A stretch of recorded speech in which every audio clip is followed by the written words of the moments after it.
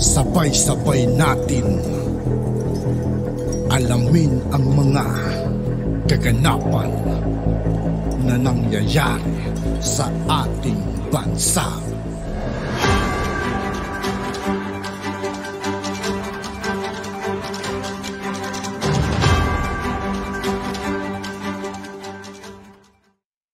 Yo, what's up mga kaibigan? This is I2K po again. Ngayon nandito ulit tayo sa channel ni Pinas Trending Now TV. Dito naman ulit tayo magbibigay ng komento at reaksyon. Kaya samahan nyo ako guys. Let's go! Kay Tulfo naman guys! Bakit? Yung kapatid niya, dumatikos na rin sa kapatid niya. Si Ben Tulfo, nakikiisa sa batikos sa kapatid niya. Idol naman kasi, si Idol Rapi naman kasi kung ano pinagsasabi kasi. Ano yung pinanggalingan nitong kwento? O konting ano ba yung nangyari the past few days? Actually last week lang yata to if I'm not. Ano ba nangyari kasi? Ito yung nangyari. Nagkainitan sina Senator Raffy Tulfo at si Presidential Peace Advisor Carlito Galvez Jr. sa pagdinig sa Senado kanina. Tinawag kasing kurap ni Tulfo ang mga namamahala sa mga sumusukong rebelde. Nasa frontline na balitang yan si Camille Samonte. I will show proof that we are not corrupt. Okay. Then show me proof that you're not corrupt. Again, I'm not saying you are corrupt. I'm saying merong corruption. Kung sino yan, that's your job to find out. Ba't ka nagagalit, Secretary? Because you are accusing us that our organization is corrupt. Naging mainit ang sagutan ni Wait lang. In fairness kay Secretary Galvez, ang tapang, no? Di ba? Parang, buti hindi siya hindi naman kasi ka-contempt yung ginawa niya. Pero, di ba? Buti hindi nag-power trip to. Paano ko nag-power trip bigla si Tulfo, no? Sinabi, I cite you in contempt. Away.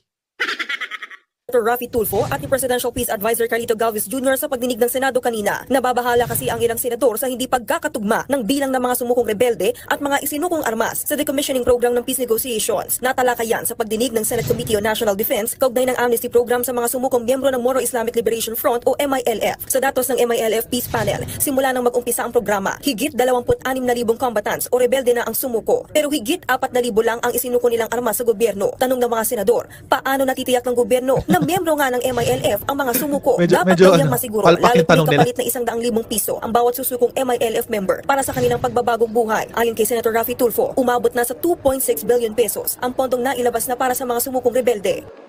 Hindi ko sana nirelease yung 100,000 doon sa nagsusurrender na walang baril nakapalit. Ganun lang po yun eh. Kasi kung hindi natin implement yung ganung klaseng polisiya, anybody can come to you and say, ako po yung magsusurrender, ako po yung MILF.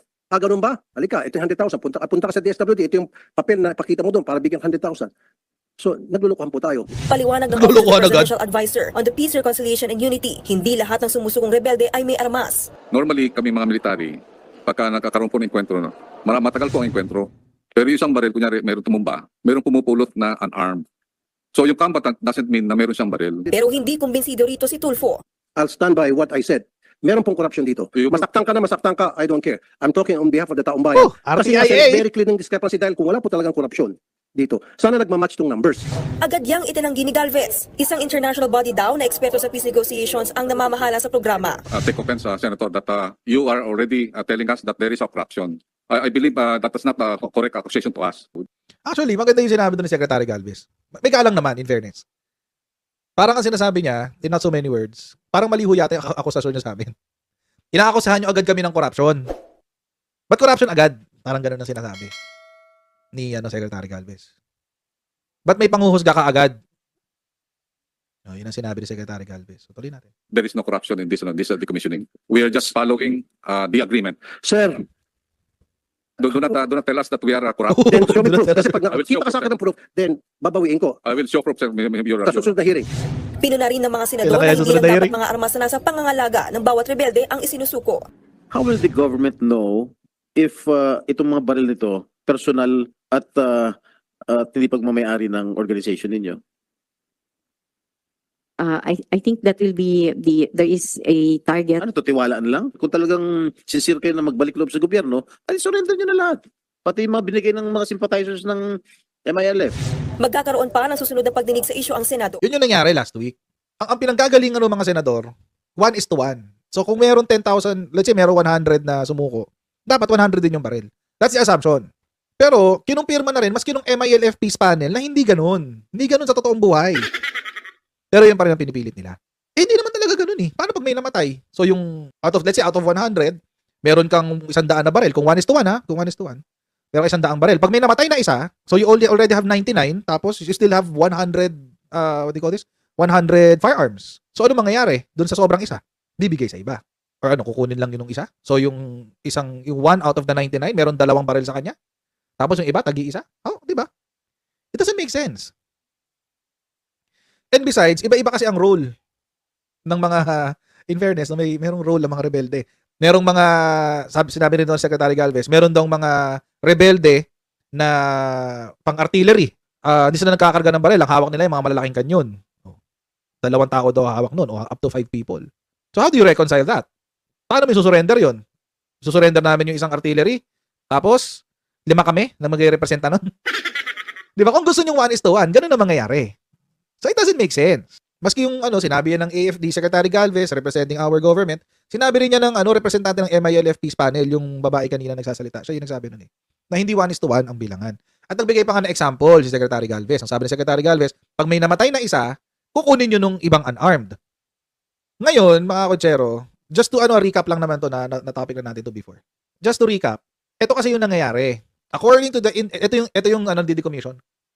Sila yung nagsasabi kung sino yung mga lehitimong sumusuko sa hindi.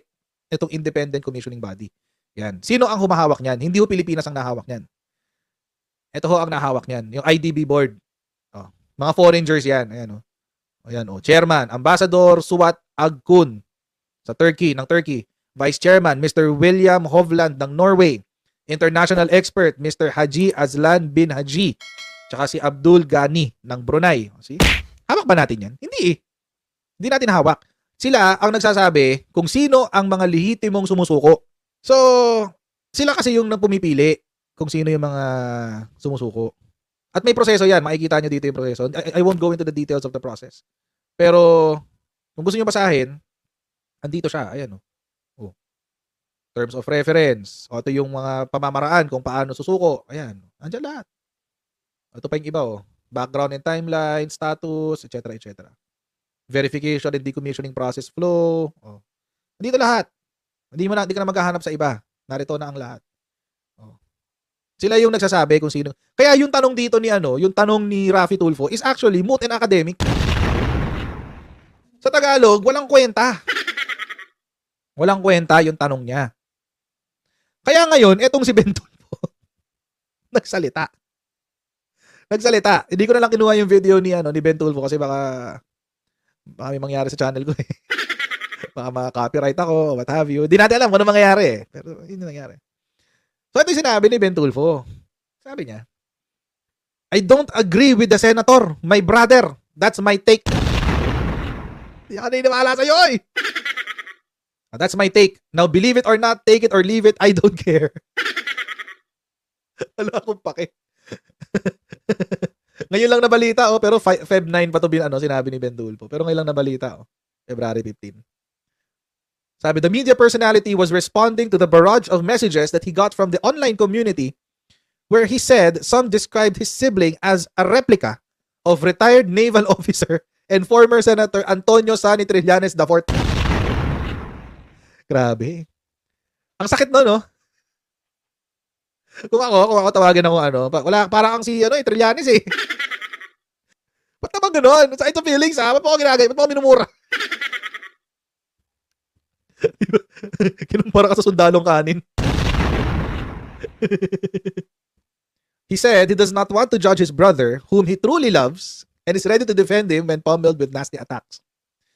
But in this particular case, Ben said Senator Raffy should produce his proof to back up his claims.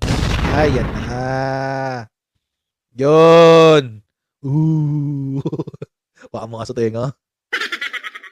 At least naman si Trillanes may pinapakitang resibo, si Idol wala. May kasabihan po tayo, the burden of proof is with the accuser and not with the accused. Inaakusahan mo, ikaw ang magpakita ng ebidensya laban doon sa inakusahan mo. Tama naman. Tama naman kasi siya doon. Kasi alam nyo mga kotsero, ito kasi yung nangyari doon sa hearing. Tinignan ni Raffy Tulfo yung numero, 20,000 yung, 14 or 20,000 yung nag-surrender, 4,000 lang yung baril. Ba't hindi nagmamatch? May korupsyon! Tumalon agad yung utak niya doon. 26,000, O sige. 26,000 daw. 26,000 yung sumuko. 4,000 lang yung baril. Corruption yan! Ba't kasi ganun, Idol? Ba't kasi corruption agad?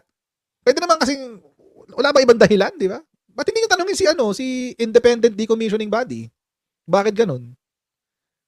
Kasi sila kasi yung nag-i-evaluate sa mga surrenderies. Sila yung nagsasabi na, ito, tunay na surrendery ng MILF yan, nasa listahan niya ng MILF, etc. etc. Kaya nga kung nakita nyo din sa mga picture kanina, sana yun? May listahan sila, list of MILF weapons, list of combatants. Di ba? Dalawa yan eh. Ba't hindi nyo tinanong si IDB? Bakit nyo sinisisi sa OPAPRO? Si OPAPRO, tagabigay lang naman sila ng award. And when I say award, ibig ko sabihin yung makukuha ng mga surrenderies. Yun yung award.